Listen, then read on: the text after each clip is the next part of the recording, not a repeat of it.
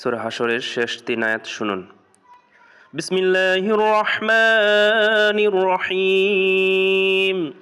হুয়াল্লাহুল্লাযী লা ইলাহা ইল্লা হুয়া আলিমুল গায়বি ওয়াশ শাহাদাহ হুয়ার রহমানুর রহিম।